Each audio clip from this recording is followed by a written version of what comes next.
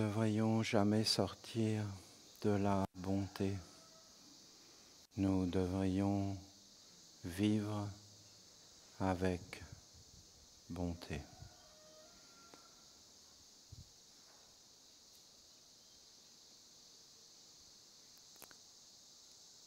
Alors, comment faire ?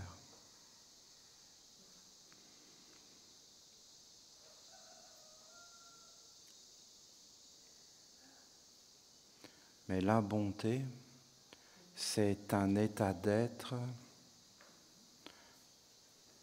de Dieu. De Dieu, ça veut dire naturel, omniprésent et tout-puissant. La bonté est toute puissante. Elle est. La cruauté n'est pas.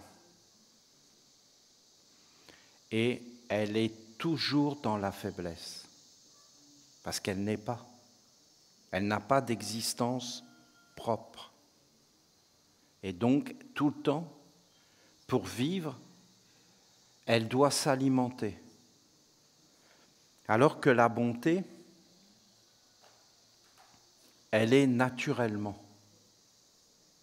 Elle n'a pas besoin de s'alimenter. Elle est éternelle, immortelle. Notre corps a besoin de s'alimenter. Notre volonté a besoin de s'alimenter. Notre cœur, il y a besoin de respiration, d'échange. Notre compréhension, notre intellect, nos concepts, ils ont besoin d'échange. La bonté, elle est. Dieu, la mère, elle dit « Je suis la vie ». La vie, c'est ce qui est. Mais notre cœur, notre intellect, notre volonté ne peut pas forcément saisir la vie, l'attraper. Après, elle dit « Je suis un état d'être ». Un état d'être, c'est un fait. C'est une réalité. Elle dit « Je suis le réel » et je vais te conduire vers le réel. C'est-à-dire, en fin de compte, elle veut amener un état de conscience et d'observation de ce qui est. Pas de ce que l'on croit ou de ce que l'on imagine, mais de ce qui est. La bonté est un état d'être permanent. La bonté, c'est un peu caché. Mais l'harmonie, par exemple, c'est assez facile à voir. L'harmonie. La sagesse, c'est facile à voir. Qu'est-ce qui empêche de voir la sagesse ? Je suis imbu de moi-même. Je suis empli de moi-même. Je veux exister par moi-même, je veux vivre, c'est moi qui suis important. Et donc, je ne vois pas la beauté, la splendeur, parce que c'est comme une hypnose qui m'empêche de voir le réel. Et je ne me vois pas moi-même. Je ne vois pas, je ne suis pas réellement, mais je pense que je suis. Mais je ne suis pas. Mais je suis. Mais je ne suis pas réellement parce que je respire, je mange, j'ai besoin d'échange.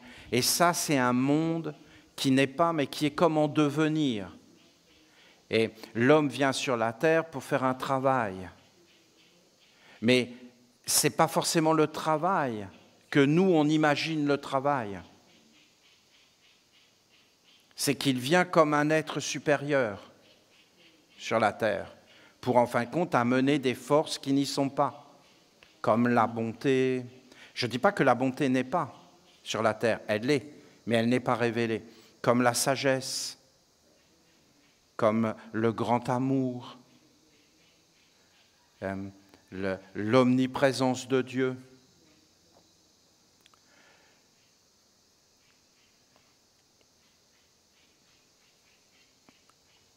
Personne n'est méchant, parole de la mère. Personne n'est méchant, parole de la mère. Dans la vie, il n'y a aucun problème. Aucun problème. Parole de la mère. Il n'y a aucun problème. Mais alors, le problème arrive si tu t'identifies à ce que tu n'es pas. Et qu'en fin de compte, tu fais apparaître ce qui n'est pas. Et donc, là, bien sûr, tu vas commencer à avoir des problèmes dans la vie. Et ça peut même être que des problèmes. Mais en réalité, et même, tu peux voir des êtres méchants, et même des êtres cruels.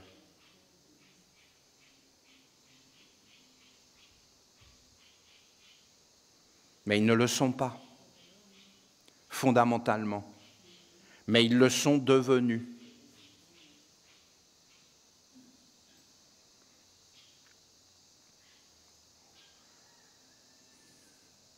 Vous avez vu, je vous ai parlé de Jésus. Et je vous ai parlé de beaucoup d'êtres. Mais pourquoi? Mais parce que c'est naturel. Et c'est juste une question de point de vue. Je peux très bien dire que c'est mon corps. Mais le corps de qui? Et je peux très bien dire que tous mes corps, tous les corps, sont le même corps. C'est qu'une question de point de vue. Qu'est-ce que la vérité? Que c'est mon corps? Oui. Et que ton corps, c'est mon corps? Oui. Et que le corps de Jésus, c'est le même corps que le mien? C'est vérité. Tout ça, c'est vérité. Donc je peux entrer dans le corps de Jésus et être Jésus. Je le suis déjà.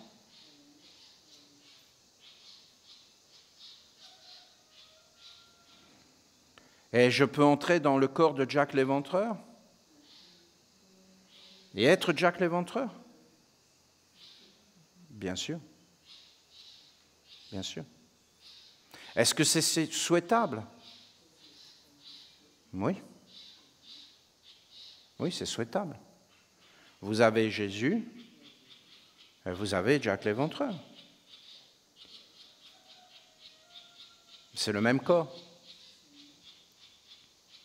Mais non, non, mais c'est des concepts. Alors Jack l'Éventreur, c'est un gentil garçon. Et il était handicapé. Il avait un handicap. Et lui, alors il y avait des jeunes. Et lui, en fin de compte, il voulait être avec eux.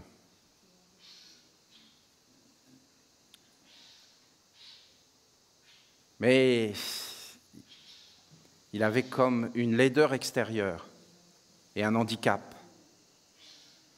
Il n'était pas dans la norme. Donc les jeunes le rejetaient et se sont moqués de lui. Il s'est senti blessé. En fin de compte, un handicap, c'en est pas forcément un. C'est souvent dans les yeux des autres. Et puis après, quand on s'en aperçoit soi-même, parce que les autres nous renvoient une image, eh bien, en fin de compte, on en prend conscience, et puis après, on le voit, et puis après, on est deux fois malheureux. Parce qu'on est malheureux d'abord d'être rejeté par les autres, et puis après, on est malheureux parce qu'on se rejette soi-même. Donc ça ne s'arrête plus. Parce que la vie est vivante, c'est ce qu'a dit la mère, il n'y a aucun problème à la base. Mais c'est nous qui créons les problèmes, en fin de compte, par des fausses identifications et en fin de compte des faux concepts et des fausses croyances. Et en plus, notre pauvre Jack, qui ne s'appelait pas Jack à cette époque-là, et d'ailleurs il ne s'est jamais appelé Jack, elle est tombée amoureuse. Et alors? Et alors? Et alors, il parlait avec la jeune fille. Et la jeune fille, elle était quand même touchée. Parce que dans le fond, il était gentil. Et donc, la jeune fille, elle avait traversé l'handicap, l'apparence, pour regarder à l'intérieur et voir que ce garçon, il était gentil. Et donc, dans le fond, elle aimait bien parler avec lui, être avec lui. Et elle n'avait plus vu l'handicap, elle ne le voyait plus, parce que dans le fond, tout s'apprivoise dans la vie. Et la beauté, la laideur, qu'est-ce que c'est? Des concepts. Des concepts.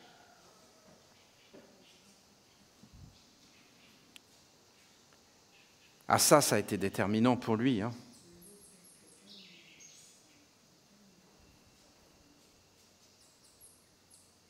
Eh oui, parce que voilà. Alors il arrive, et il y a tous les jeunes.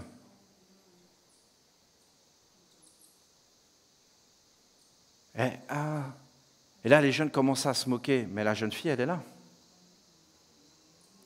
Et elle dit, ouais, calmez-vous, mais là, il commence à vraiment... Et elle l'humilie devant tout le monde. Et pourquoi elle a fait ça? Mais parce qu'elle veut exister. Est-ce que vous vous rendez compte que c'est banal? C'est rien.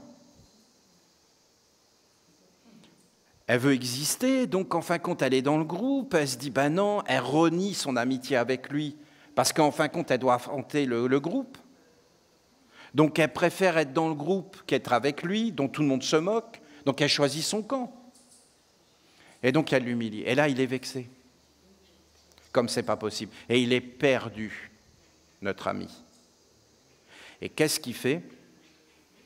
Il s'en va, et il sait qu'il y a un sorcier qui est dans le désert, parce que ça se passe en Afrique du Nord. Et tout le monde dit, il ne faut pas aller voir cet homme-là, il n'est pas net, mais il connaît des secrets. Et en fin de compte, il va le voir. Il a la haine qui monte en lui, il veut se venger, il veut devenir puissant, il veut les écraser.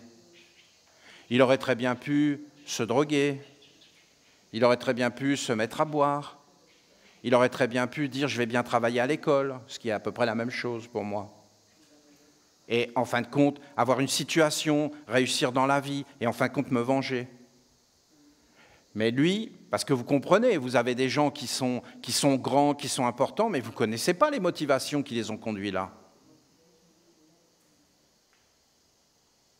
Regardez le Bouddha qui est devenu le Bouddha, sa motivation c'était sortir de la souffrance. Il est quand même devenu le Bouddha, hein, mais la motivation n'est pas terrible. C'est mon point de vue. D'accord? Mais j'aime le Bouddha, hein, attendez, vous comprenez bien ce que je vous dis. Mais regardez bien ces choses. Et regardez bien ces disciples qui répètent un peu bêtement tout ce qu'il a dit pendant... Puis maintenant, ça ne marche plus, son truc. Et c'est devenu de la psychologie. Et ils sont tous en train de virer dans la psychologie. Bon. Notre ami Jack, il va voir ce sorcier. Et voilà, il lui explique. Et le sorcier, bien sûr, « Oh oui, Isaac !» Il parle toujours comme ça, en sautant, parce que c'est le serpent qui leur coupe la langue. Bon. Ben, je rigole, et comme vous voulez. Hein.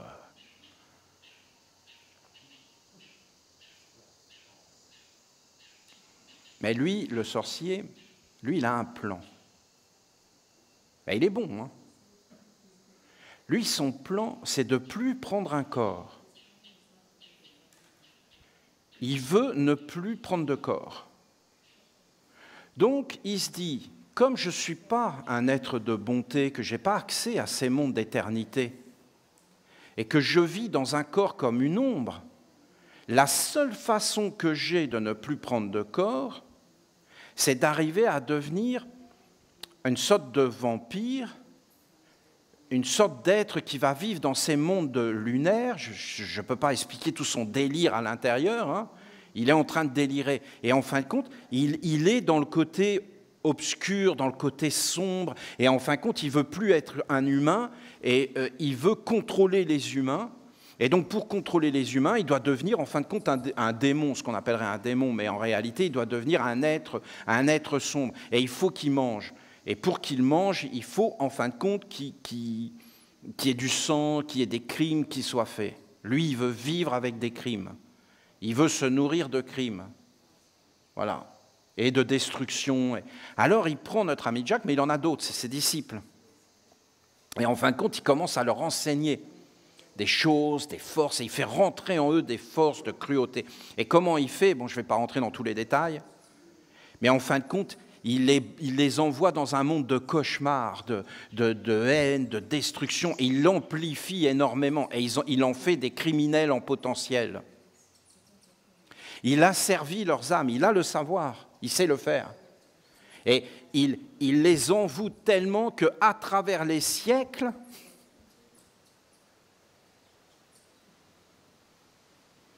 les êtres vont toutes ces forces qu'il a développées, et il leur donne des pouvoirs. Les pouvoirs d'écraser leurs ennemis, les pouvoirs de réaliser par la haine, et voilà. Et il devient réellement, il réussit tout ce qu'il fait dans sa vie, mais il détruit tout le monde. Donc il rate tout ce qu'il fait, mais c'est toujours une façon de voir. Il n'est plus le gentil garçon qu'il était. Ça, c'est mort maintenant. Ce gentil garçon, c'est mort. Il est entré dans un chemin de perdition. Et donc, quand il s'est réincarné, toute sa vie était déjà tracée. Et à un moment donné, il était quelqu'un de normal. Normal. Mais d'un seul coup, il devenait fou. Il était totalement possédé par des images, par des forces, parce que c'était cet être qui venait le chercher. Et il fallait qu'il commette des choses abominables pour qu'en fin de compte, cet être puisse continuer à vivre sans jamais prendre de corps. Voilà. D'accord? Vous comprenez? Ça devient plus clair. Et vous avez des êtres là qui se baladent, hein, et qui sont potentiellement activables par des mondes qui, en fin de compte, vont faire des choses pour prendre, pour voler, pour se nourrir. Et en fin de compte, plus ils commettent de crimes, c'est-à-dire des actes abominables qui sont contre la bonté, qui sont en fin de compte quoi? Contre Dieu. Et ces êtres financent des mondes de cruauté, de guerre, de non-compréhension, de bêtises, de stupidité, même dans des enseignements de stupidité, parce que là, vous avez un amateur, vous avez un sorcier amateur qui a fait des choses, et pour lui-même, en fin de compte, et qui a réussi à avoir certains disciples, qu'il a envoyés à travers les siècles.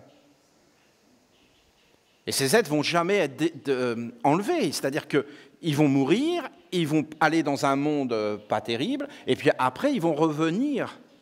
Et à chaque fois, ça va se déclencher. Et là, pour les sortir de là, vous voyez, par exemple, là, en parlant de ces choses-là, eh bien, on commence tout doucement à les libérer, et à les comprendre, et à être moins dans une réaction, parce que regardez tous les êtres qui sont touchés par ça, regardez ce qui rentre en eux. C'est la haine, la vengeance. Et ça se multiplie. Et tout ça va nourrir celui qui a fait ça. On peut très bien, moi je peux vous parler de Jésus, de Mani, voilà, de Bouddha, mais on peut aussi parler de Jacques l'Éventreur. Où est le problème? C'est le même savoir. Et il faut être détendu en réalité. Ce n'est pas le même feu, ce n'est pas la même vie, mais ces choses existent. Et quand vous commencez à entrer dans ces mondes-là, eh bien, vous commencez à voir des choses beaucoup plus grandes. Par exemple, vous voyez, c'est ce que dit la mère, c'est ce qu'elle dit. Elle parle d'une maîtrise. Nous, bien sûr, ces expériences ne nous intéressent pas du tout. Nous, on cherche en fin de compte la bonté, le pouvoir de la bonté, le pouvoir de l'amour, le pouvoir de la sagesse. On ne devrait pas sortir de la bonté. Mais comment on fait? Par exemple, vous prenez quelqu'un comme moi, par exemple, si vous me permettez. Eh bien, si vous regardez, bon, voilà, peut-être je ne devrais pas dire ces choses-là, parce que ça énerve certains qui me détestent dans le fond, voilà, mais je peux comprendre, j'ai rien contre eux. Ils ont le droit, ça ne me dérange pas dans le fond.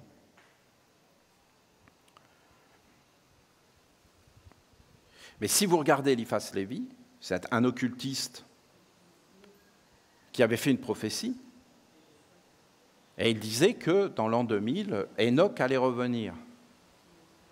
Alors lui, comment il faisait pour voir ça? Déjà, il était teinté de l'égrégore des chrétiens, c'était très dur de sortir du christianisme et d'arriver à ne pas penser. Quand vous regardez des enseignements de Rudolf Steiner, il est totalement teinté du christianisme. Quand vous regardez même Peter Donov qui dit des paroles, il est totalement teinté du christianisme. Et même des fois, ils n'arrivent tellement pas à s'en sortir qu'ils n'arrivent pas, en fin de compte, à être dans le réel. Et que le christianisme, cet égrégore vient... Et par exemple, Rudolf Steiner est obligé de parler du mont du Golgotha, de toutes ces choses sans arrêt. Et il essaie de sortir de cette emprise, mais il n'y arrive pas. C'est très, très puissant. Mais vous voyez, c'est comme là, je ne sais pas comment expliquer. Moi, par exemple, ce n'est pas moi qui ai fait ça. C'était déjà écrit. C'est exactement ce qu'est en train de nous dire la mère. C'est déjà écrit. Moi, en fin de compte, j'ai rien fait. C'était déjà là. C'était toute une écriture de notre père Enoch, qui est Dieu sur la terre, parce qu'il a tout amené. Et en fin de compte, c'était décidé qu'il revienne et qu'il se réincarne. Et qu'en fin de compte, sa mémoire ressuscite. Et que son œuvre se pose de nouveau sur la terre. Et vous pouvez voir, si vous lisez des anciens livres qui sont venus jusqu'à nous d'Enoch, eh bien, vous allez voir qu'il passait son temps à écrire, qu'il a fait l'ordre des hiérogrammates, qu'il a amené énormément de textes, qu'il a amené énormément d'enseignements, et que c'était un être qui connaissait les mystères, et qu'il était avec les 4 archanges et avec les anges, et que c'est lui qui a révélé toutes ces choses. Et vous voyez, tout ça, c'était déjà écrit. Il y avait presque rien à faire. Si vous voulez, ça se fait tout seul. Moi, personnellement, j'ai fait aucun plan. J'ai suivi la trame. La bonté, il n'y a pas de plan à faire. La bonté, il n'y a rien à faire. D'ailleurs, quand notre père Michael parle du travail, ce n'est pas du travail qui est inspiré par la cruauté. Ce n'est pas du travail qui est inspiré par la peur, par l'avidité, par la nécessité. C'est, en fin de compte, ce n'est pas toi vraiment qui travailles. C'est que tu es en harmonie. Et qu'en fin de compte, l'univers travaille et que tu es en accord. Michael parle en réalité du feu à l'intérieur, de cette flamme d'éternité. Vous allez voir, la mère en parle, parce que Michael est en train de s'approcher, hein. Il s'approche. Vraiment. Est-ce que notre ami Jack était avec la bonté? Mais bien sûr. Comment vous voulez qu'il puisse vivre si la bonté n'est pas là? Est-ce qu'il était avec Dieu la mère? Mais oui.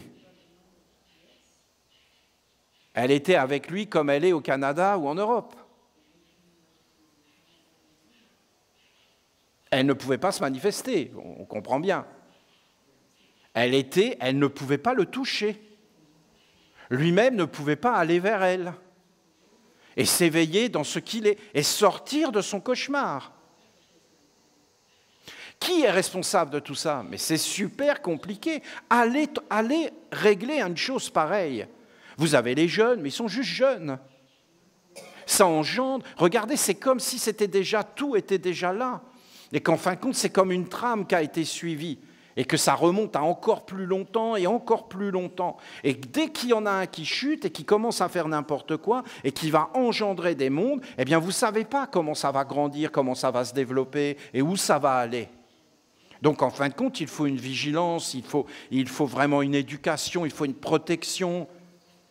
Peut-être que si, par exemple, les parents de ce garçon avaient été des êtres, des Esséniens, d'accord, des bouddhistes, tout ce que vous voulez, c'est-à-dire pas forcément dans une religion extérieure morte, mais quelque chose de vrai, de simple, de sincère, de pur, eh bien peut-être qu'il l'aurait protégé et qu'au lieu d'aller voir n'importe qui, il aurait été voir ses parents, ou il aurait été voir des vrais amis qu'il aurait pu... Mais là, il s'est fait comme piégé et il s'est donné. Et vous voyez, ça ne s'arrête pas.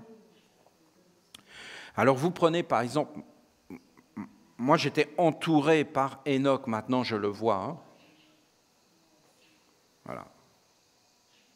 Je le suis encore d'ailleurs. Et en fin de compte, on me rencontre, quelque part on rencontre Enoch. C'est pas Enoch. Mais si il a la mémoire, s'il a les paroles et s'il fait les actes,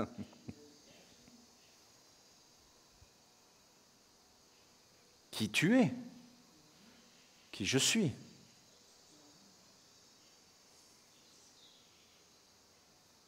Pourquoi Jésus était Jésus? Parce qu'il s'appelait Jésus déjà. Et qu'ensuite, il pensait comme Jésus, il parlait comme Jésus, puisqu'il était Jésus. Et pourquoi Jacques l'Éventreur était Jacques l'Éventreur? Parce qu'il pensait, il était entouré d'un monde. Jésus n'était pas du tout entouré du même monde. Mais regardez ce qui est dit dans les évangiles. Il va et en fin de compte, le diable le quitte. Donc Jésus a fait quelque chose. Et le diable a quitté. Donc le diable était là aussi. Donc Jésus aurait très bien pu aller voir. Puisque le diable le quitte, c'est que le diable était avec lui. Et qu'après il est dit que les anges descendent et le servent. Il rentre dans une atmosphère de bonté, de pureté, et il l'imprime. Il faut que ça devienne réel. Donc il s'éveille, donc il a fait une expérience d'éveil. Donc en fin de compte, il a vraiment vu, il a vraiment pris conscience de tous ces mondes. Il les a vus, il les a goûtés, il le savait par lui-même. Ce n'était pas une foi, ce n'était pas quelque chose, c'était un état de fait, c'était un état d'être. En fin de compte, il était là-dedans. Jacques l'Éventreur était vraiment un pauvre garçon, une âme en peine, une âme détruite qui faisait le mal autour, mais pas vraiment, on ne peut pas le mettre réellement responsable. C'est comme une espèce de maladie, parce que ça fait partie des maladies. Ça fait partie des maladies de l'âme, des maladies beaucoup plus grandes, qui sont des responsabilités collectives, pour moi. Peut-être j'aurais dû être un avocat.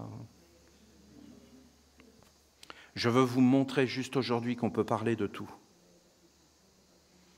Et je veux vous montrer que le savoir est bon. Je peux vous montrer que le savoir pourrait permettre de comprendre des choses. Vous avez un être qui a été contaminé pour X raisons. Je peux tout à fait le comprendre. Hein. Vous vous rendez compte la dose qu'il faut de maîtrise pour arriver à supporter un truc comme ça? Par exemple, ta petite fille qui s'est fait assassiner dans des conditions atroces. Je suis un père, d'accord? Il faut une sacrée dose de savoir pour arriver à accepter et pas à basculer et à aller voir le même sorcier. Et avouer son âme à la cruauté, à la vengeance, Et il y a de quoi, hein? Et on peut comprendre. Et comment accuser? Vous voyez bien qu'il n'y a pas à accuser. Que c'est extraordinairement compliqué, vous ne trouvez pas? Et en réalité, à la fois c'est simple, puisque Dieu la Mère dit il n'y a pas de problème. Et pourquoi il n'y a pas de problème? Parce que je suis jamais né et jamais mort. Et que c'est ça qu'elle dit. Et que c'est un état d'être et que la bonté n'est jamais née, elle ne mourra jamais, elle est éternelle. L'harmonie est éternelle. La sagesse est éternelle et emplit les mondes. La sagesse n'est pas touchée par ces choses-là. Au contraire, la sagesse attend et elle va se nourrir de tout ça. Regardez, je suis en train de le faire en face de vous. Je le fais en face de vous. Ouais, mais Olivier, peut-être que tu racontes n'importe quoi. Et alors? De toute façon, c'est n'importe quoi. Le mec qui se balade la nuit, Non mais écoutez, voyons. Non mais il n'y a pas besoin de moi pour amener de n'importe quoi. Hein. On est des gens, on patauge dedans. Par contre, est-ce que ça éclaire? Est-ce que ça stabilise? Est-ce que ça libère? Pas d'instantanément, hein, parce que je peux vous garantir qu'on serait dedans. Bien sûr que le savoir est bon. Bien sûr. Bien sûr que la lumière du savoir nous libère. Bien sûr que le savoir pose. Bien sûr que le savoir, le vrai savoir, va nous conduire vers la bonté, vers l'harmonie, vers la grandeur, vers la splendeur. Bien sûr que moi je vois bien, j'ai pris un corps sur la terre, d'accord? Je parle de moi, je parle de toi. Hein? Je ne veux pas parler de moi, hein? Ce n'est pas intéressant.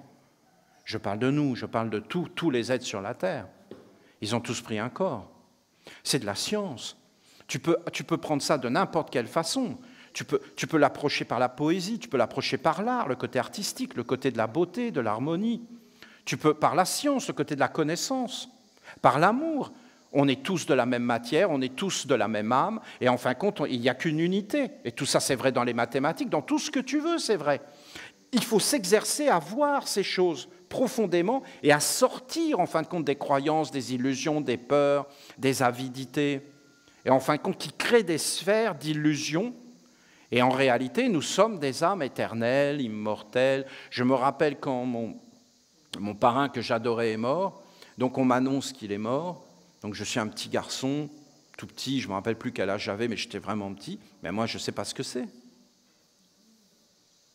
Donc je comprends qu'il y a un truc qui n'est pas normal, et donc je les regarde. Qu'est-ce que je dois faire? Je dois avoir quoi? Qu'est-ce que je dois dire? Qu'est-ce que je dois faire? Ben, expliquez-moi qu'est-ce que je dois faire. Et là, je comprends que ça a l'air triste, leur histoire. Donc je les regarde. Donc c'est triste. Oui, ils ont l'air tristes. Ils attendent quelque chose de moi. Bon, ben, je vais pleurer alors. Bon, là, je me contrôle. Bon, voilà. Et... voilà. Mais dans le fond, j'en sais rien. Je me modèle à ce qu'ils attendent de moi, à leurs yeux, à leurs attentes, à leurs regards. Mais moi, naturellement, j'en sais rien. Pourquoi j'en sais rien? Mais parce que moi, je ne suis pas mort. Donc, lui, il est mort, mais moi, je ne suis pas mort. Alors lui, est-ce qu'il est mort? Ben non, il n'est pas mort. Mais ils disent qu'il est mort, mais parce qu'ils ne comprennent rien. Et eux, ils ne sont pas morts. Alors comment ils veulent que lui il soit mort? En fin de compte, ils ont fait rentrer la mort. Mais il n'est pas mort. Et ça se saurait s'il était mort. S'il était mort, tout le monde serait mort. Mais personne n'est mort. Donc ils sont dans leur monde et ils rentrent leur monde.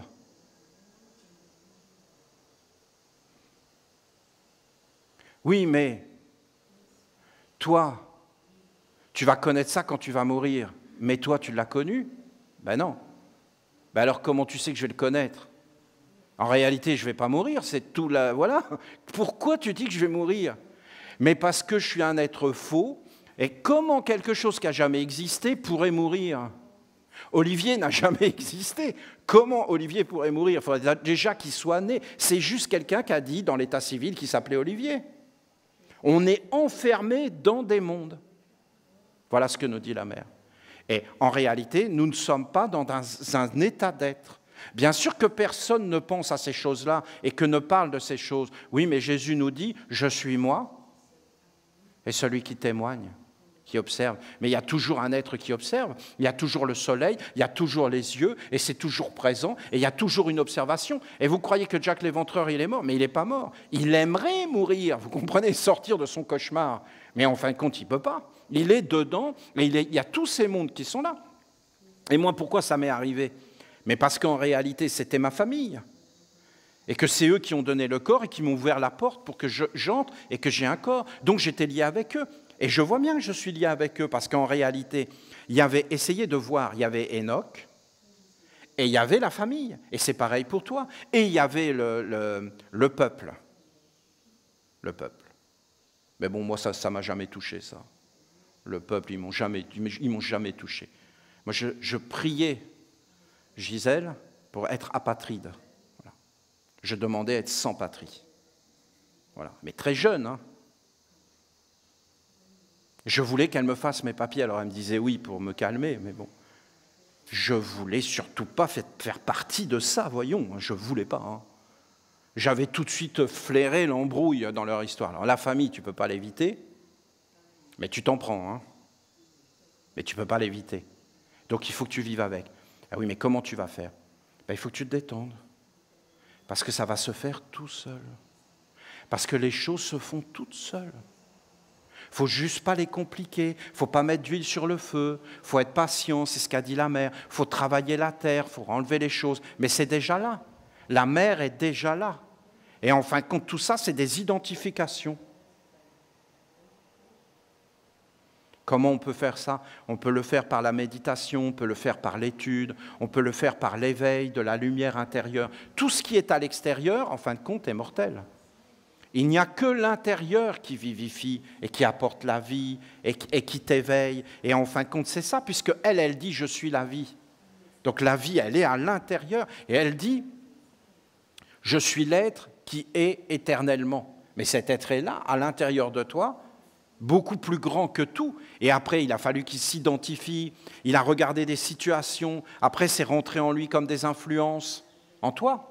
Et ça commence à agir et c'est devenu des organes, et tu t'identifies, et tu y crois, et tu es dans des concepts. Mais si tu commences à regarder, à observer tout ça, à regarder vraiment comment ça fonctionne, tu vas voir que ce n'est pas toi. Tu vas voir que ça vient de l'extérieur. Tu vas voir que c'est ton père, que c'est ta mère, que c'est ton grand-père. Tu vas voir que c'est l'État qui fait ça, des choses beaucoup plus grandes. Mais ce n'est pas toi. Et tu dois, en fin de compte, aller vers la mer en étant réellement toi. Voilà. Et après, quand tu es toi, tu t'aperçois par exemple que tu es tous les corps. Mais c'est réel. Ce n'est pas comme dans des imaginations trompeuses. Parce qu'en réalité, tu es en train de t'éveiller, tu fais des expériences. Et ce n'est pas des expériences qui t'enferment, c'est des expériences qui te libèrent, qui te rendent plus fort, qui font que ta vie est plus sereine. Voyez, la sérénité, la paix, ce sont des éléments fondamentaux. Fondamentaux. On ne devrait jamais sortir du calme. Ah oui, mais voilà, à un moment donné, il y a des problèmes à régler. Et pourquoi? Mais à cause du passé. À cause de ta lignée, de ton hérédité, de la transmission, de tout ce que tu fais, que tu répercutes sans arrêt. Tu dois être calme. Et en fin de compte, ce n'est pas possible d'enlever une chose pareille. Il faut qu'elle s'enlève d'elle-même. Il ne faut plus l'alimenter. Comment tu fais? Mais le silence, le calme, l'éveil, l'observation, l'étude de toi-même, de tes yeux, de regarder, d'analyser, de toujours rentrer dans le réel, dans le vrai, dans ce qui est, pas dans des imaginations, des illusions. La mère dit « je suis le réel ». Le réel, la terre, les arbres, le soleil, tout ça, en fin de compte, nous parle. Nous avons des concepts là-dessus qui viennent, en fin de compte, d'instruction. Mais si nous nous éveillons, nous allons voir que nous pouvons être ces choses, le soleil, la terre, que la conscience n'a aucune limite, que notre âme est vaste et grande et qu'elle peut prendre toutes les expériences, qu'on peut tout connaître, qu'on peut être avec tout et commencer à nous délivrer, à nous dégager. Il faut être capable d'être rapide dans certaines situations, de prendre des décisions fermes et déterminées qui vont nécessiter même d'élever la voix sans perdre son calme, sans perdre son alliance avec un monde de sérénité, de paix. Parce qu'il y a des nécessités terrestres. Il faut poser sa vie et l'organiser afin que, en réalité, tout se mette à aller vers cette lumière, ce feu sacré. Je vous le dis, notre Père, Michael, est en train d'approcher comme je ne l'ai jamais vu. Il est comme dans une victoire parce qu'il veut maintenant s'unir avec la mer et toucher la terre. Michael, si Michael nous touche, c'est la félicité. Michael, c'est le prince, le grand Dieu de la paix, de l'harmonie, du juste, de ce qui est juste. Le juste, c'est quelque chose de grandiose. En toute chose, tu es droit. En toute chose, tu es juste. En toute chose, tu es dans l'équilibre. En toute chose, tu es dans les deux mondes et tu vois les conséquences de tous tes actes. Et tu vois tout. Michael, c'est l'œil qui voit tout, qui sait tout, qui pèse, qui guérit, qui protège, qui est tout le temps dans la félicité, dans la gloire de la divinité. Non seulement c'est le Père Michael, mais c'est aussi Uriel, la lumière. Si ces choses arrivent, tout se mettra en place de soi.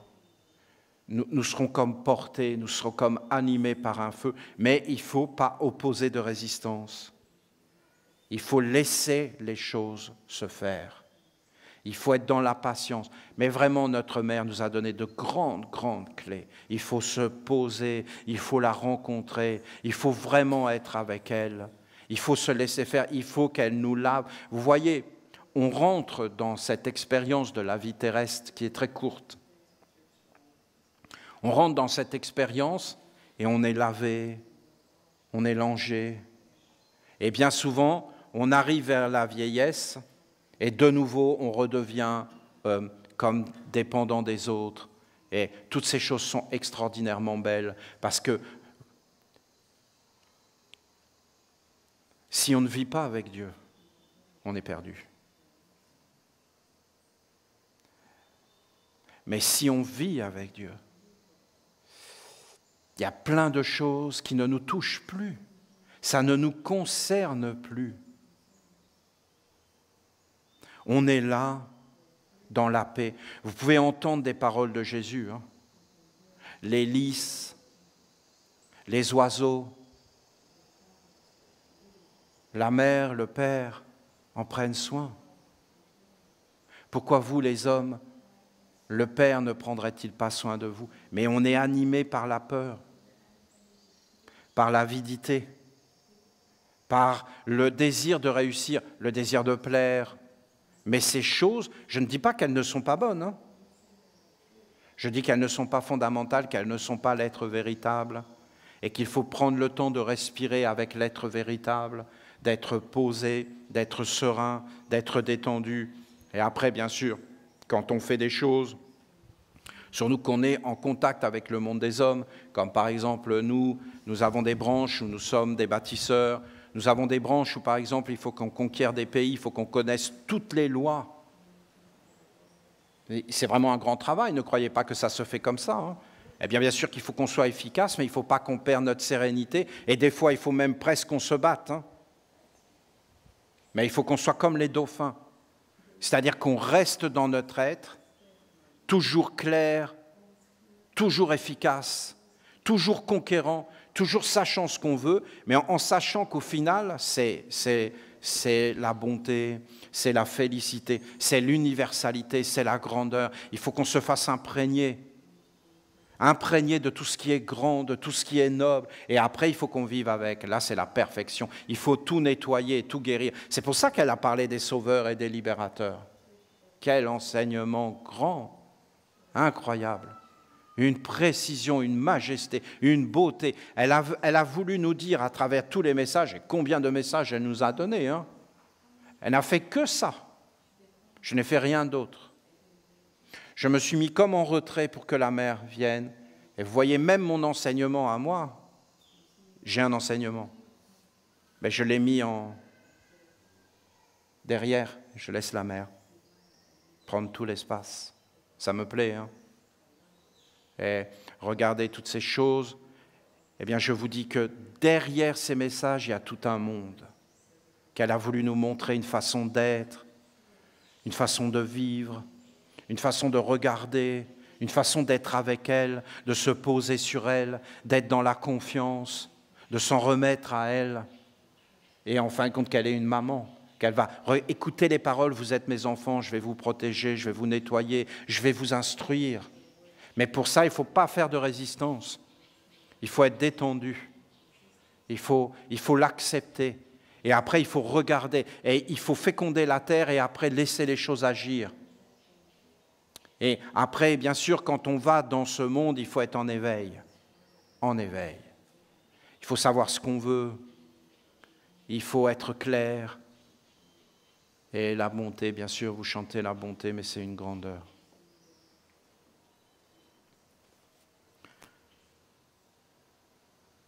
L'enseignement que je vous apporte a pour but essentiel de rallumer la flamme de l'immortalité et d'éternité qui vit en chacun de vous. Je ne peux pas expliquer ça. C'est le culte de Michael. Tu es là, Michael décide de te parler, il te parle.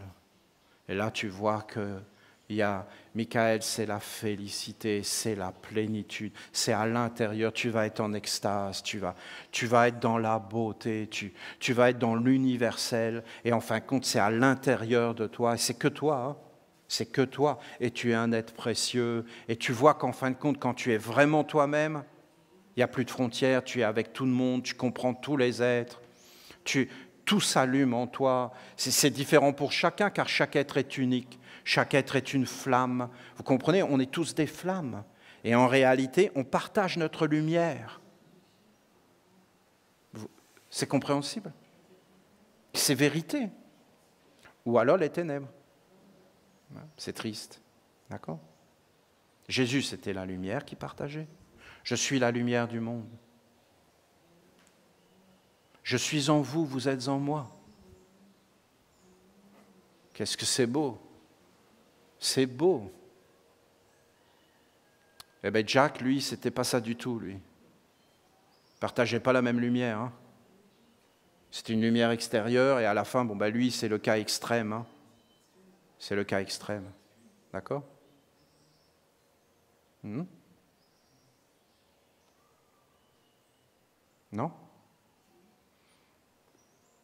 C'est beau ou c'est pas beau? Moi, je ne vais pas insister. C'est légitime ou c'est pas légitime? C'est facile ou c'est pas facile? C'est criminel? Et alors, donc, quand un pays envoie son armée dans un autre pays, où est la différence?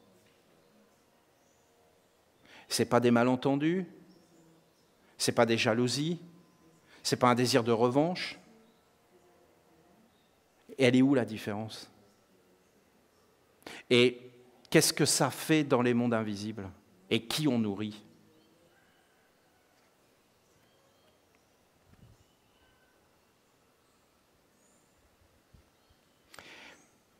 Bon, je ne vais pas vous emmener dans les arcanes noires, sombres, obscures, mais j'aime bien qu'on sache ces deux côtés et qu'on les voit. Moi, personnellement, j'aime bien ça. J'aime bien être éveillé et voir les choses. Voilà. J'aime bien. Moi, personnellement, je paie mes impôts. Hein. Vous comprenez bien, hein? Mais je suis dans l'obligation de le faire. Donc je le fais. Et aussi, je respecte les états dans lesquels je suis, toujours. Hein. Et toujours, je respecte les lois, hein. Comprenez bien. Hein.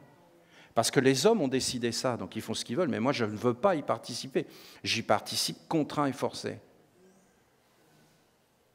Comprenez? Mais je ne vais pas être contre. J'adore la loi. Les lois des hommes ne sont pas mauvaises. Hein. Elles viennent de Dieu. Mais après, comment il les interprète? L'enseignement que je vous apporte a pour but essentiel de rallumer la flamme d'immortalité. Elle veut que tu saches qui tu es. Oui, tu es né dans un corps, mais non. Mais non. Non.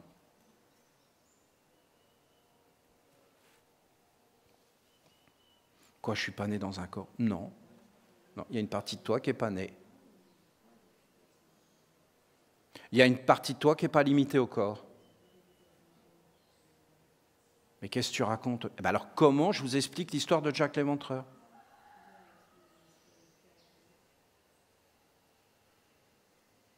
Comment c'est possible?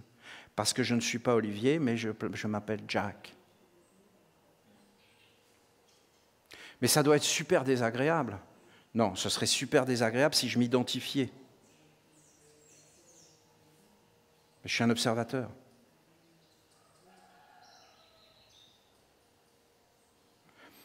Est-ce que je suis Olivier? Ben, des fois, ce serait super désagréable. Et quand c'est super désagréable, je suis un observateur. J'observe. Tiens, Olivier est en train d'agir. Ah, et pourquoi il agit comme ça? Ah, ben oui, mais là, il y a un monde avec un fil. Ah, là, il y a un fil. Il y a un fil qui est en train de tirer Olivier. Ah, ben il va de ce côté-là. Et puis il y a un fil qui est en train de tirer Olivier, il va de ce côté-là. Ok. Et d'où ça vient? Ah, son grand-père. Ah, son arrière-grand-père. Ok. Pas de problème. Ok, Jack l'Éventreur, pas de problème. Ok, pas de problème. Faut le tuer. Ah. Salut Jacques, tu vas bien?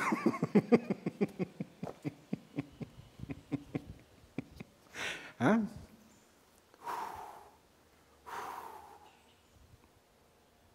Il n'y a pas de problème.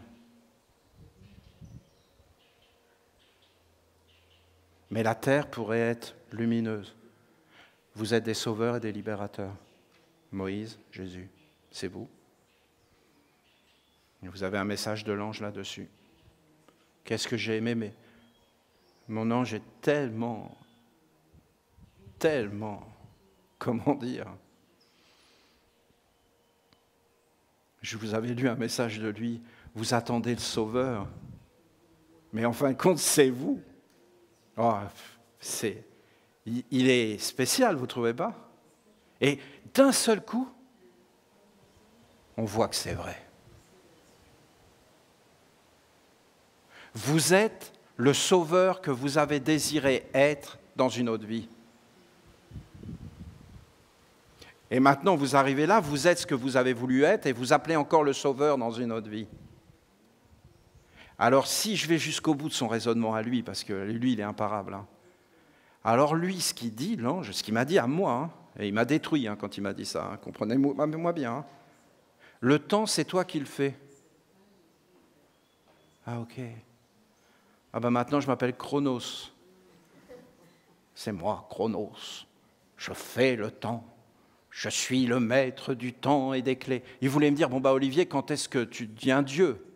Qu'on n'en parle plus de cette affaire-là. Mais prends ton temps, de toute façon, le temps, c'est toi qui le fais. Donc, en fin de compte, c'est moi qui décide de souffrir. Voilà sa philosophie. Va parler avec un ange après. J'ai des problèmes. Ah oui, ça c'est sûr. Ben oui, mais bon, il faudrait peut-être faire quelque chose. Ben oui, on est bien d'accord. Qu'est-ce que t'attends pour sortir de là? Alors je parle à l'archange Michael et il me dit, oui, Olivier, c'est vrai, mais écoute, tu n'as qu'à faire un pas à droite et tu n'es plus dans le monde dans lequel tu es. Ah, je lui dis, ok, juste un pas à droite. Il me dit, oui, mais effectivement, quand on a les deux pieds pris dans le béton, c'est pas évident. Ah, eh ben, il fallait préciser. Oh, les frères, amenez les disqueuses. Voilà. D'accord ?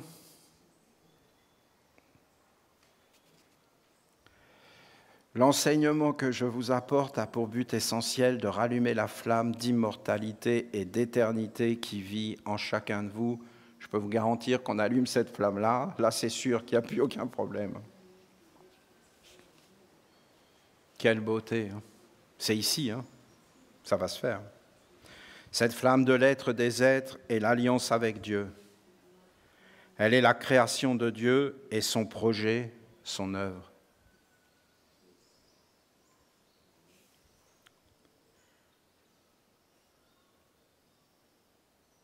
Mais alors, Olivier, admettons que j'allume cette flamme, donc je serai comme Jésus, je marcherai sur l'eau, j'écarterai les flots,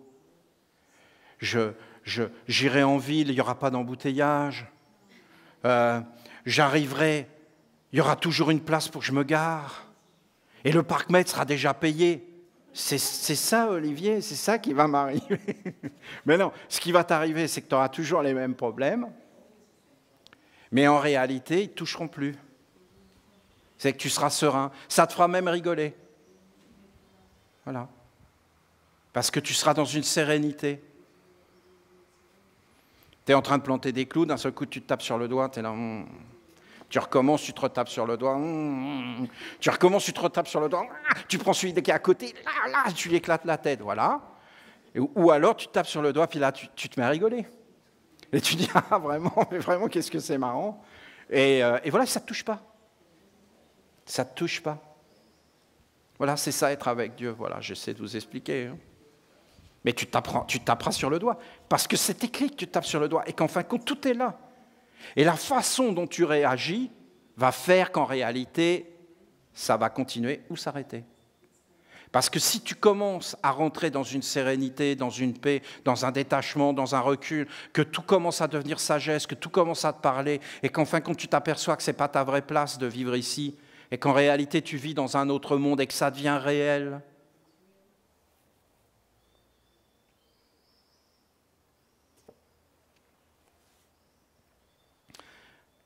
Mais moi, si vous me donniez du temps, je pourrais essayer de vous former vraiment, de vous montrer des exercices, de comment sortir de son corps et en fin de compte, rentrer dans une plante.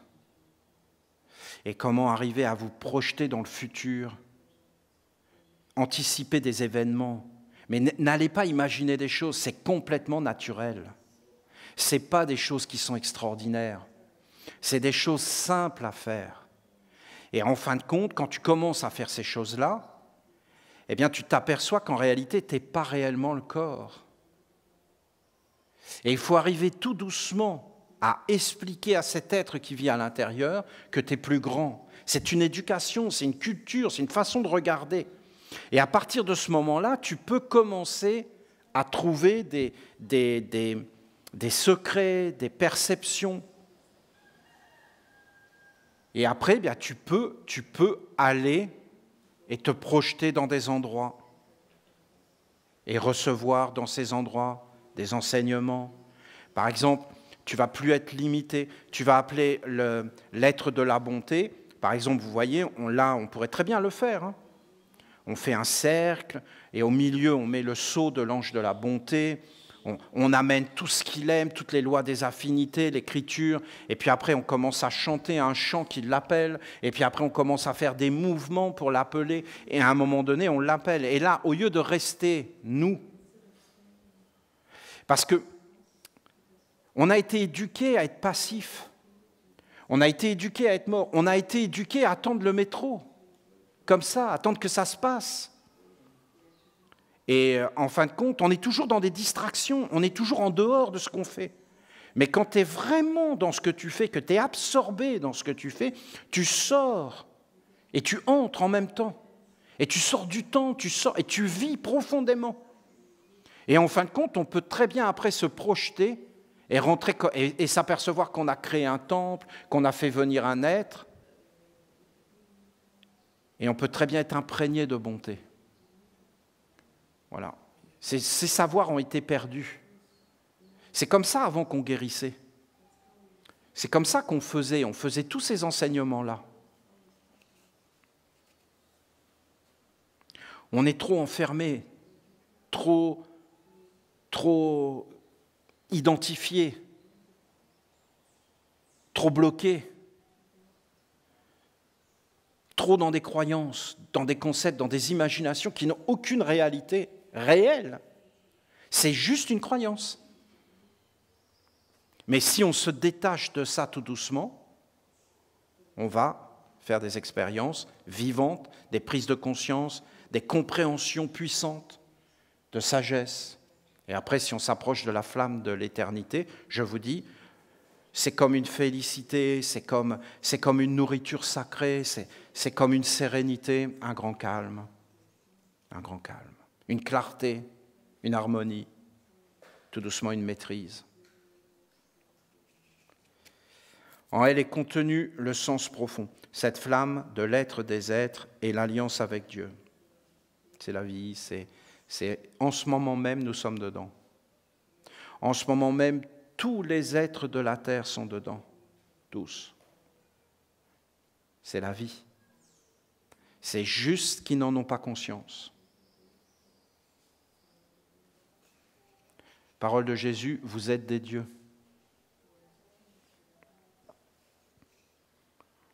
Elle est la création de Dieu et son projet, son œuvre. C'est-à-dire que Dieu a créé l'homme pour qu'en fin de compte, il soit un gardien de la flamme, qu'il soit en fin de compte un prêtre, une prêtresse de la flamme, du foyer. Et si vous regardez, vous suivez ce feu, vous allez voir que tout ce qu'on appelle le bonheur vient de ce feu. En elle est contenu le sens profond de l'évolution humaine sur la terre. En réalité, nous devons faire apparaître la flamme qui est la flamme des sauveurs et des libérateurs, c'est-à-dire la flamme qui fait naître la lumière, qui délivre tous les êtres de l'esclavage, de la mort et des concepts erronés, du faux et de la lumière trompeuse. Ce que vous connaissez de l'homme est juste la coquille, le corps. C'est terrible, hein ? On connaît que le corps. Donc vous imaginez le corps qui va tomber en terre, mais c'est effrayant. Il faut connaître le germe à l'intérieur du corps, le cachet, le précieux, la dignité, appelez-le comme vous voulez. Dignité, c'est très beau parce que ça veut dire Dei, ça veut dire Dieu, et ni ça veut dire le feu. Le feu, et le T à la fin, ça veut dire qui se structure, qui apparaît, qui devient agissant et qui devient réel. T, il devient réel, il est comme posé, il est sur la croix des mondes. Et en réalité, à l'intérieur, vous avez le feu et en haut, vous avez Dieu. La splendeur, le drapeau, le porteur de drapeau, le porteur de grandeur, le porteur de l'honneur, de la majesté, du blason, de l'écriture sainte. Nous sommes une écriture sainte. On n'a pas à le faire, c'est déjà fait. Vous ne connaissez de l'homme, ce que vous connaissez, c'est juste la coquille, le corps, l'apparence. Cela ne vous appartient pas et ne pourra jamais être à vous. Cette apparence appartient à la terre et sera rendue à la terre. C'est terrible hein, quand vous assistez à un enterrement chrétien. Il prononce les paroles de la Torah, tu es poussière et tu retourneras à la poussière. Hein. Et des fois, il rajoute, attends ici le jugement dernier. Donc, le mec, il attend dans le cercueil les trompettes.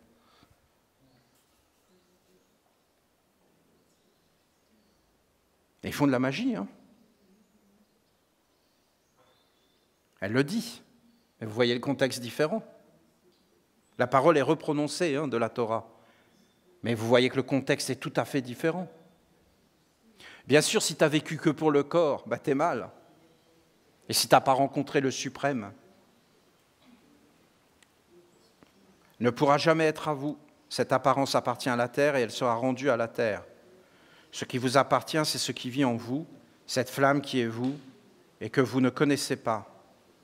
Moi, votre mère, je veux vous conduire vers elle, afin que vous retrouviez votre centre, la source de votre conscience, de votre être.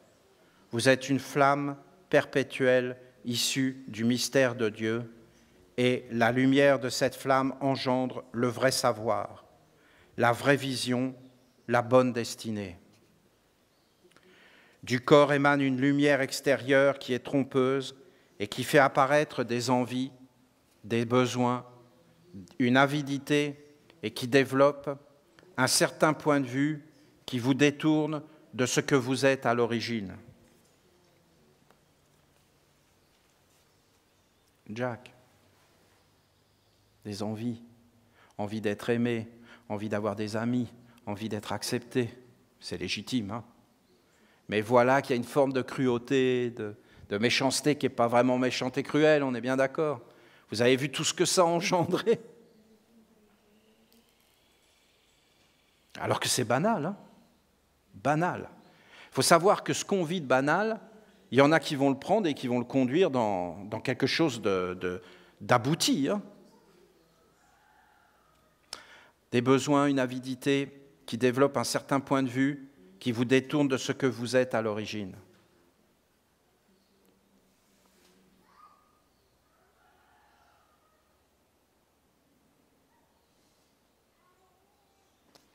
C'est terrible. Hein? Il avait deux chemins, ce garçon-là. Hein? Il avait un chemin qui paraît plus dur, de méditer, de travailler sur lui, de digérer tout ça. Mais comment il pouvait faire sans aide? Vous pouvez être avec lui et regardez que ce n'est pas si simple cette affaire-là. Et il avait l'autre chemin qu'il a choisi, voilà, d'aller jusqu'au bout de sa rancœur, de vouloir se venger, de vouloir les humilier à son tour, de vouloir lui montrer qui ils étaient, les écraser.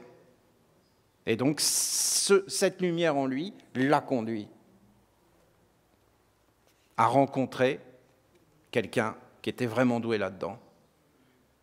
Il n'est pas libéré, hein. Cette âme n'est pas libérée. Elle va revenir sur Terre avec tous ces mondes et ça va recommencer. Et elle se multiplie. Et l'être qui a fait ça au départ, il est de plus en plus puissant. Et il ne reprend pas de corps. Comment on enlève un truc pareil à la fin? Toute mon éducation veut vous conduire dans le savoir vivant que Dieu se nourrit essentiellement de vertus, et c'est pourquoi, en éveillant votre flamme essentielle, vous devez redevenir des êtres bons, agréables, plaisants, odorants, pour les mondes subtils et supérieurs. En réalité, quand Dieu, la Mère, nous dit que c'est Dieu qui se nourrit, je vous dis que Dieu ne se nourrit pas, d'accord? Vous comprenez bien la nuance. Elle parle en réalité des esprits. Mais je vais vous dire, les esprits de la nature, vous pouvez considérer que c'est des dieux, il n'y a pas de problème. Parce que c'est vérité. Et même les génies, on peut considérer que c'est des dieux. Et on peut avoir l'adoration envers la transmission du savoir, la mémoire, la sauvegarde de ce qui est vrai, de ce qui est juste.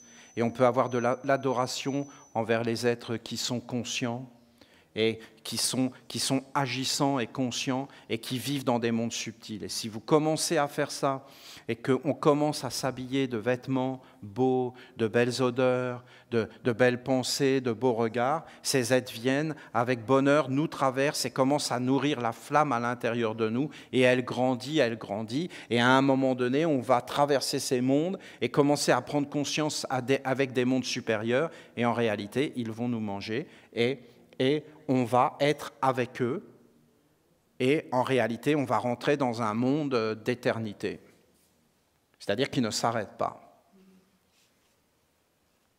C'est à l'intérieur. Hein. C'est déjà là. Ce n'est pas quelque chose qu'on a à faire, à fabriquer.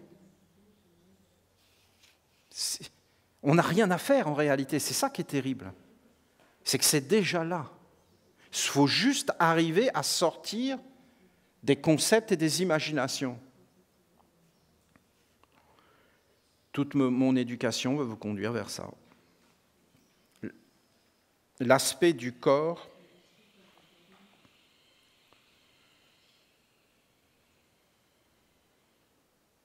a tout opacifié. C'est-à-dire l'identification au corps mortel opacifie tout. Il enlève la subtilité, la finesse, la délicatesse de la vie. Tout est mentalisé et cela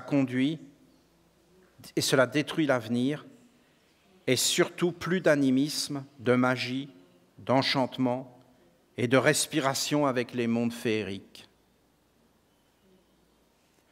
Vous avez compris que Dieu vit dans la partie éternelle de votre être. Alors sachez que c'est là qu'il doit être recherché et que la flamme de l'éveil doit être allumée, dans le cachet, dans la grandeur. Cette flamme posée sur ma terre est la présence de Dieu en vous. Elle est la conscience de l'être véritable en tous les êtres et de votre être immortel.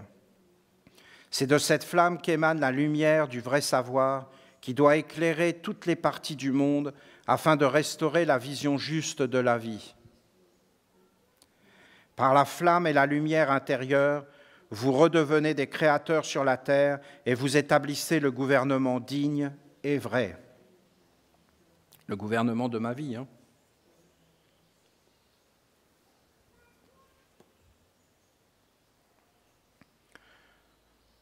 Je tiens les rênes de ma destinée. Je tiens les rênes de ma destinée. Je tiens les rênes.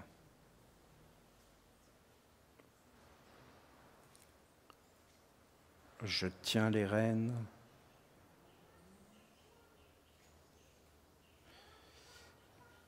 J'ouvre mon œil et la vision. Je me dirige moi-même. Ça, c'est des exercices de concentration, de méditation. Ici, vous avez des centres. Ici, vous avez un monde. Vous avez un être qui vient ici, qui doit être éduqué. Quand j'apprenais à marcher à mes enfants, je les tenais comme ça. C'est magnifiquement beau. Et je les tenais comme ça, et je marchais avec eux derrière. Vous avez là une écriture que sûrement on connaît tous. Vous avez une grande, très grande écriture, à l'intérieur, autour. Vous avez des mondes qui se manifestent à travers ces gestes qu'on fait naturellement. Parce qu'en réalité, il y a un être qui apprend à l'intérieur de nous. Et si tu tiens les rênes ici, tu es au-dessus. Et si tu n'as pas la lumière, comment tu vas diriger ta vie? Et qui t'éclaire dans la vie? Ça doit être l'intérieur et ça doit être cette flamme sacrée, éternelle des temples qui doit nous éclairer. Et on ne doit jamais sortir de cette flamme, ni de cette vision du soleil, de la grandeur, de la dignité, de l'honneur et de toutes ces choses. Sinon, vous avez toutes les forces qui arrivent et qui veulent nous voler et nous conduire là où on ne doit pas aller. Et là, on va perdre le contrôle. C'est plus nous qui décidons notre vie. Nous n'avons plus la lumière et nous sommes asservis et nous sommes perdus et écrasés. Elle est en train de parler de notre temple de Michael et de notre culte, qui doit devenir une conscience, quelque chose de grand. Des fois, avec vous, dans les temples, Michael était là, je vous garantis que c'était fait. On était vraiment dans le temple avec lui, toutes les flammes s'allumaient, mais en réalité, après, on sortait du temple et après, on se séparait. Et là, on retourne dans les mondes. Et on n'arrive pas à maintenir parce qu'on n'a pas cette maîtrise, vous vous rendez compte, c'est des habitudes, c'est des forces qui prennent notre vie et on ne peut plus les contrôler. Je ne dis pas qu'il faut rester dans des villages, je dis qu'il faut vraiment être formé et qu'après il y a des aides qui peuvent aller à l'extérieur, commencer à enseigner, mais même ouvrir des entreprises, faire tout un tas de choses. On peut faire ça dans le monde pour poser des bases. Et prendre notre vie en main et ouvrir comme une économie des choses. Je ne dis pas que dans l'avenir, on ne peut pas faire ça. Quand vous regardez tous nos jeunes, ils veulent, en fin de compte, être posés et réussir leur vie et aller dans le monde et conquérir le monde. Mais ils devraient avoir un endroit refuge où les flammes sont allumées, où jamais ils vont perdre leur lumière, ni jamais se perdre, et qui pourront toujours revenir dans un centre et, en fin de compte, faire comme une respiration. Et puis, vous avez des êtres qui doivent maintenir les flammes éternelles de la sérénité, de la paix, de la beauté, de la pureté sur la terre. Il ne faut pas être sectaire et fanatique. Tout le monde ne peut pas vivre de cette façon. Tout le monde ne peut pas retrouver la flamme. mais il faut qu'il y en ait qui la trouvent et qui la maintiennent allumée sur la terre pour qu'en fin de compte, on puisse la communiquer sans arrêt et être toujours dedans et retourner dans nos activités. Car nous avons des obligations, mais même karmiques, hein, et des choses que nous devons vivre. J'ai essayé de vous l'expliquer là.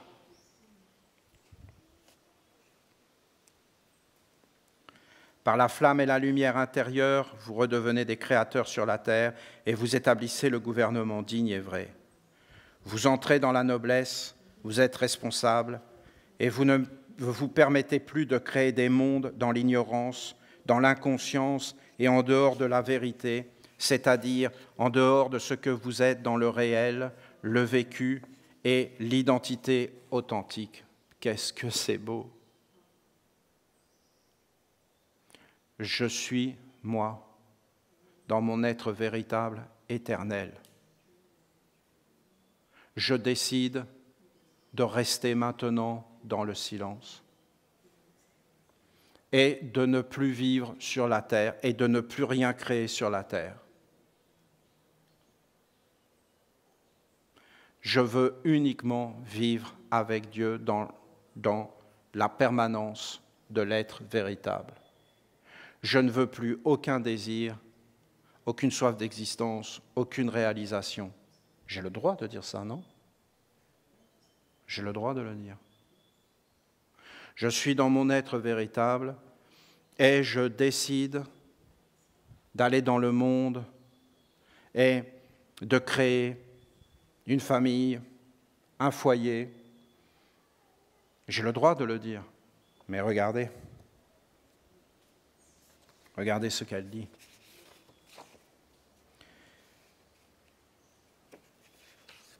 Elle dit qu'on n'a pas le droit.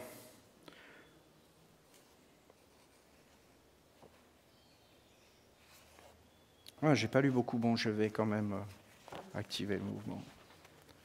C'est très beau ce qu'elle dit. On n'est pas du tout habitué à penser comme ça. En fin de compte, elle dit que tout ce qu'on enfante, si ce n'est pas clair, si ce n'est pas en harmonie, ça amènera le désordre.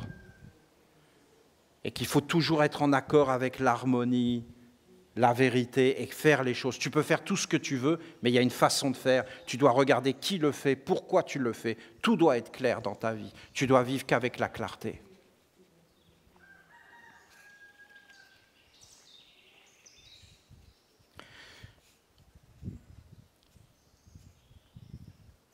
Soyez un avec la flamme du jeu, avec sa lumière, et en tout accomplissement, soyez l'être vrai qui se manifeste et agit. Ne vous divisez pas, mais soyez présents, vivants, agissants, existants dans tout ce que vous faites apparaître. Il n'y a pas d'un côté le côté religieux et de l'autre côté un côté étatique. Il y a une unité. Il n'y a pas la bonté qui est d'un côté et là tu permets la cruauté, il y a une unité. Il y a une unité dans ton monde et tu dois être un. Seules les vertus de Dieu doivent être mises au monde, car elles sont en accord avec la flamme intérieure de l'être éternel. Comprenez que vous n'êtes pas le corps. Je sais qu'intellectuellement, vous le concevez, mais vous n'êtes pas véritablement conscient et dans un grand nombre de situations de votre vie quotidienne, vous faites comme si vous étiez le corps.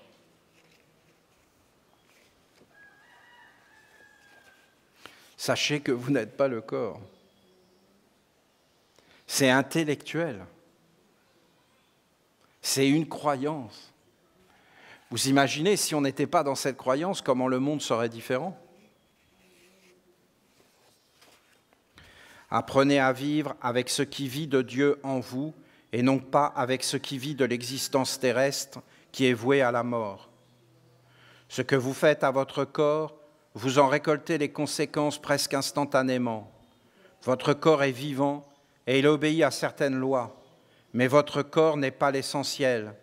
C'est ce qui vit à l'intérieur et qui vit pour l'éternité. Ce monde est dans le corps, mais il est aussi en dehors du corps, car il est avant la naissance et la mort, et les naissances et les morts. À chaque naissance, vous avez un corps différent, mais l'être qui est à l'intérieur est semblable. Apprenez à vous concentrer sur l'intérieur et à découvrir cet être qui est une flamme et qui vit de toute éternité. Ne vivez pas avec ce qui est instable et qui change en permanence, mais trouvez la sagesse de vous connaître vous-même, de vivre avec vous-même et d'être vous-même en demeurant vous-même à travers tous les corps, les naissances et les morts, les métamorphoses et les chemins. Associez-vous avec le monde originel qui a créé l'homme comme une terre et une flamme d'immortalité, et non avec le monde qui a volé l'homme pour faire ce qu'il veut avec lui. Le monde qui a créé l'homme est une intelligence divine. Si vous vous concentrez sur elle, vous pouvez retrouver le chemin de l'alliance intime et de la vérité qui éclaire dans le vrai savoir. Pour connaître cela, soyez simple. Cultivez la simplicité. Je ne vous parle pas d'un dépouillement du corps, car le corps n'est pas l'objet du savoir et de la concentration. C'est incroyable, hein? Ils ont dit qu'il fallait se dépouiller du corps. Ils ont dit qu'il fallait, en fin de compte, faire jeûner le corps, faire tout un tas de choses avec le corps, mais en fin de compte, ils prenaient toujours le corps comme fondement. Alors qu'en fin de compte, le corps, il faut juste le laisser tranquille, il connaît son travail. Il sait exactement tout ce qu'il a à faire, il est parfait. Et qu'il fallait se concentrer sur ce qui n'est pas le corps. Et la simplicité, le détachement, le fait de prendre du recul. Quand elle parle de simplicité, ça veut dire de se poser, de souffler, de se détacher, de prendre du recul, de s'observer de loin, de se distancier, de se relaxer. Je ne vous parle pas d'un dépouillement du corps, car le corps n'est pas l'objet du savoir et de la concentration. Je vous parle d'enlever le superflu, ce qui encombre, alourdit la vie, et de vivre avec des valeurs simples qui rendent léger et font apparaître la lumière qui éclaire toutes les étapes de la vie, leur donne une âme, un sens, une intelligence supérieure. Alors vous comprendrez ce qu'est la naissance, l'éducation, l'apprentissage, la construction, le travail, la vie ensemble, la santé, l'argent, le calme, la sérénité, la grandeur et au final, la transmission de la sagesse et la mort. Voilà, elle décrit toutes les étapes qu'il faut comprendre et il faut poser.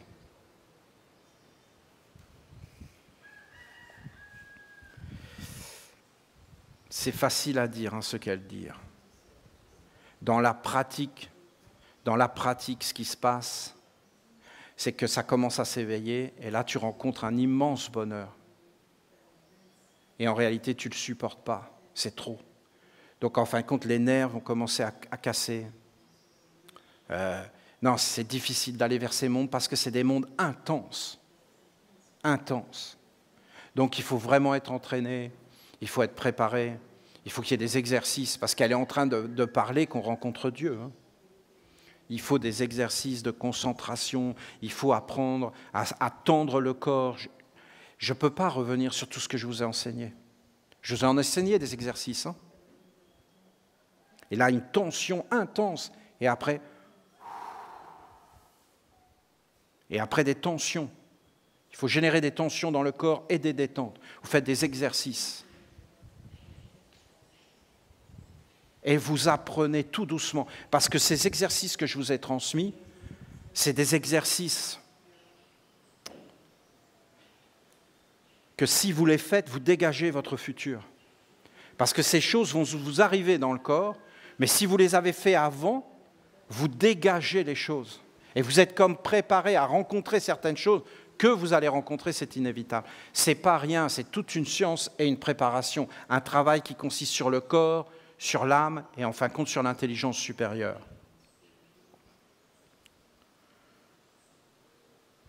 Alors vous comprendrez ce qu'est la naissance. On ne sait pas ce que c'est. L'éducation, l'apprentissage, la construction, la transmission, la sagesse et la mort. Parce qu'elle nous parle d'éternité et d'immortalité. Ce sont là des fondements de la vie que vous avez perdus de vue en ne prenant en compte que l'aspect mortel du corps et en oubliant la flamme de l'immortalité au centre de vous et de tout. Ayant abdiqué son être authentique pour poursuivre des ombres, des images chimériques à l'extérieur de lui, l'homme a voulu obtenir le trésor là où il n'y a rien et où rien ne peut subsister et être gardé. Cherchez en vous ce qui est immortel et nourrissez-le. C'est mon enseignement. C'est le même enseignement que notre Père Michael. Elle est au plus haut de son être. Je vous regarde et je veux vous instruire, vous conduire vers ce qui est essentiel, vous rendre indépendant des influences néfastes pour que vous puissiez cheminer sur ma terre en portant votre flamme et en activant les Écritures que vous portez en vous d'avant votre naissance dans un corps. Mon but est de vous éduquer afin de vous conduire à vivre au-delà du corps.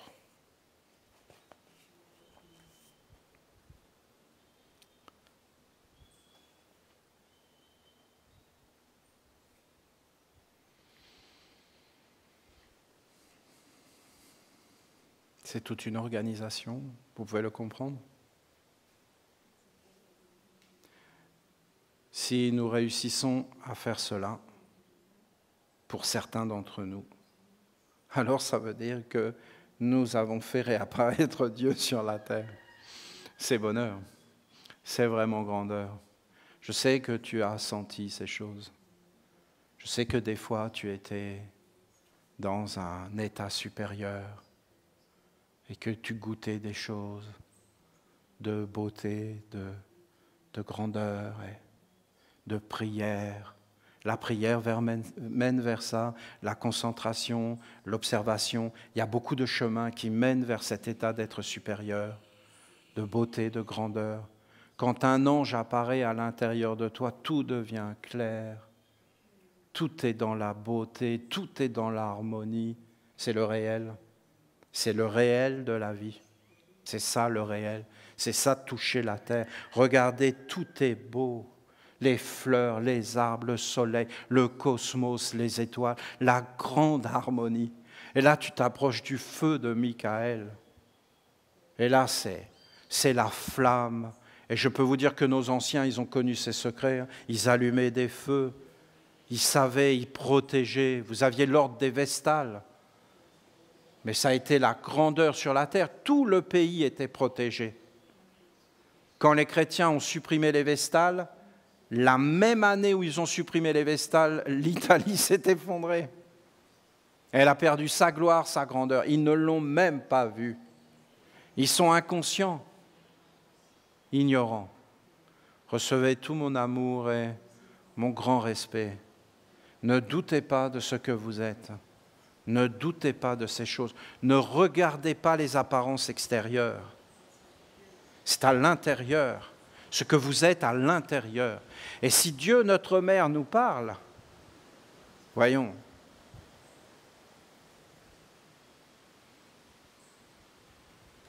bienheureux les cœurs purs, car ils verront Dieu. Et Dieu leur parlera. Ne doutez pas, hein. Si vous n'aviez pas le cœur pur, notre mère ne nous parlerait pas.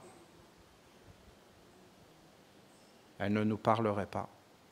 Nous, les Esséniens, nous avons vraiment le cœur pur, pas dans toutes les circonstances, hein, mais vraiment quand nous entrons dans l'étude, dans nos temples, quand nous avons appelé les archanges, je peux vous dire que c'était avec un cœur pur, avec une détermination, une volonté grande, et c'est vraiment précieux.